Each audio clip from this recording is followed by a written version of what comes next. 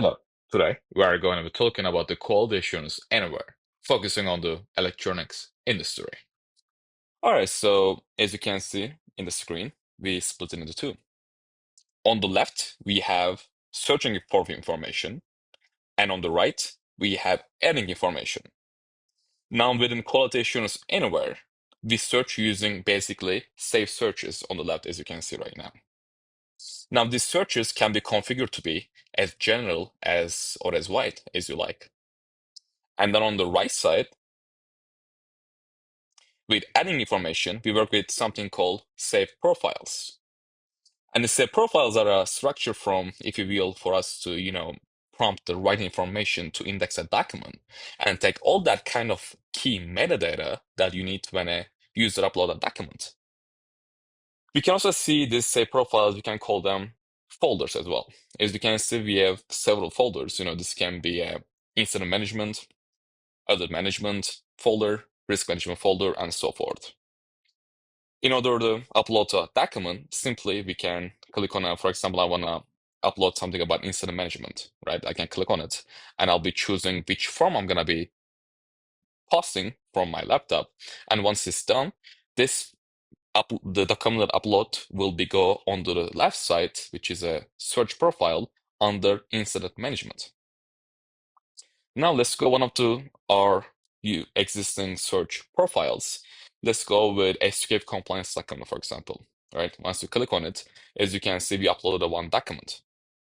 We have this document called escape compliance document. So when you click on it, we can go in more in detail. And we can also see the document on the right side after it's downloading. It's almost, here we go. So as you can see on the right, we can see the whole document in a PDF form. Scroll down a little bit.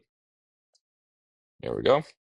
And on the left side, we have the document information, such as we can see the document title, and we can also see the system properties. Under that, we can see who created this specific document, when is it created. We can also see the document ID, and ingested through, that means it's ingested through that save profile, like on the right side, we call them folder.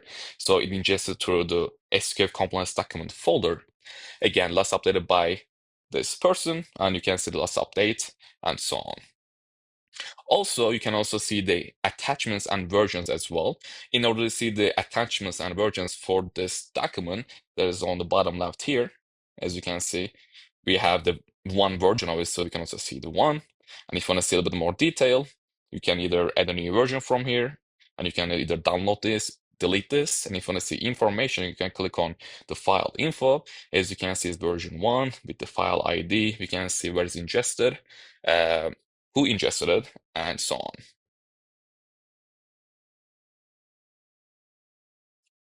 All right, so we are in the compliance project management. The first thing you'll see is all the tasks that are assigned to me. Under that, these are all the active ones, as you can see right here, all the active tasks that are assigned to me with their status, their task name, steps, if there is any, their project name, last activity, their due dates, created on, their priority levels, the messages, and lastly, their owners. The owners are who created this specific task. If you want to see the completed ones, we can simply switch to completed, and you'll see all your completed tasks that are assigned to me. All right, so once we click on a specific task, for example, let's go with escape compliance document, right? As you can see, this is a task created by 8 days ago, and you can see all your participants and their decisions. As you can see, they're all pending. You also have a progress, if you from your end. So I log in as my user and I progress, let's just say 20% today. So I can simply say update, and as you can see, progress updated successfully. And on the bottom right, you can see the person who's updated the task progress to 20%. So whatever you make inside the task, you can see it under activities. So let's choose a different task. Let's go with, for example, ISO 9001, document review by department, okay? So as you can see, 13% of this task has been completed. And again, if you want to do adjust the progress, I can adjust my progress by dragging here. Let's do 20% again. As you can see, I can do that. Or I can make a decision. As you can see, if it's completed, I can say completed and click on update, and my end will be completed. So right now it show pending. If I hit on complete, it will show complete. Again, I was talking about activities. So under activities, you can see every detail under the activities. So as you can see the text progress, we can write messages to other participants, and so forth. We can also add attachment through here as well. As you can see, we have auto train PDF document. So as you can see, once we click on it, we can see the document in more detail, as you can see right here. We can attach as many files or documents as we want. We can attach them by the URL or files from inside the system, or we can attach it through our local computer. All right, so this is how we can review all the tasks that assigned to me. We can also manage all the tasks managed by me. So it's the same concept. You can see our status, task name, and so forth, right? So let's go click on one example one, for example. For example, let's click on this one. Again, this is a simple task. It's we're creating a user and roles for your department. So this one with steps, as you can see, we have 3 steps with all their participants and their decision. As you can see, one of them are completed and all the other 2 is pending. On the right, we have all the activities that we can see the history. And this is the first step. When all these participants shows completed, this task will automatically be moved to the step 2. And it's the same concept. Everyone will need to make their decision complete and they will go to step 3. So this is how we arrange steps inside the task. All right. So these are all the tasks managed by me. If you want to add a brand new task, right? So we have that on the top right. We can create new tasks or new projects, right? So actually, let's talk about the new project first. So if you want to create a brand new project, we can do that through here as well. In order to do that, we're going to be hitting on the new project button. Then we're going to have to hit the project name, project description. We're going to put the due date of the project, and we can also select the second in charge for the project as well, that person. After that's all done, filled, we can create the project through here. If you want to create a simple task, we can do that here as well by clicking on a new task. We're gonna have to put the task name, task description, and the project. So inside the system, we have 2 ways to create a task. We can either create a task individually, which I'm doing right now, or we can create a task connected to a specific project. If you want to connect to a specific project, we can do that through here by choosing the specific project. Then again, task name, description, the message, and once we all done, once we create, that specific project will be connected to this specific project that we chose. All right. You can also here, you can click choose participants. We can hit on invite participants and we can choose all the people who's going to be in this task. We can also add watchers as well. So what's watchers? Watchers are the people, I should say, they are not hands-on in the project, but they are like managing, right? Like viewers. So this can be a project manager or supervisor, admin, and so forth. So those are the watchers. Again, we have the option to add attachments, and we can also manage decisions here. So I can add many decisions as I want. So I can complete, I can say add a decision called approve. As you can say, I have 2, or reject it, I can say. So this is the way we can add or manage edit decisions. On the right, we can select the due date for this task. We can also adjust priority. We have highest, medium, low, or lowest. We can also choose a second in charge person for this task, and so forth. We can also create steps through here as well by clicking on steps, then step name, step description, and due date of that current step. We can also create task forms inside a task as well. In order to do that, we can hit on the task form. We can choose which task form are we going to be choosing. For example, we have the universal customer complaint form, we have the corrective action report, we have the ISO 9001 training record management, risk management, and so forth. So for example, let's go with the universal customer complaint form, right? In order to do that, we can put the customer, then the complaint.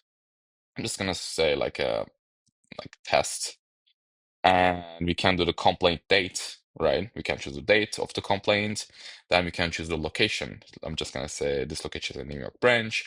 Then the complaint category, is it a product issue or a shipping delay, right? Let's go to product issue.